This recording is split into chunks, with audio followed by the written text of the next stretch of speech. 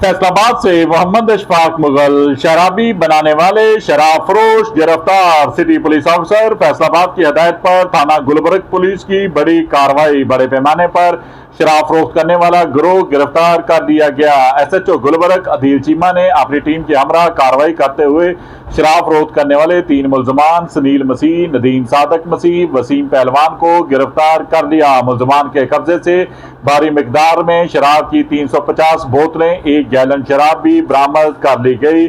मुलजिम शहर के मुख्तलिफ इलाकों में शराब की सप्लाई करते थे। मुलजमान के खिलाफ थाना गुलबर्ग पुलिस ने मुकदमा दर्ज करके बैक ट्रेक सोर्सेज के बारे तफ्तीश शुरू कर दी गई। शराब फरोशों, सप्लायर्स और सहूलतकारों से आनी हाथों से निपटा जाएगा। सिटी पुलिस अफसर फैसलाबाद ने वाज़िया अहकाम जारी कर दिए। अवाम नास भी अपने इर्द गिर्द नजर रखें और शराब फरोशों को पुलिस में गिरफ्तार करवाएं। देखते रहिए GS न्यूज। इस वीडियो को लाइक करें, हमारे चैनल को सब्सक्राइब कर बेल आइकन जरूर प्रेस करें।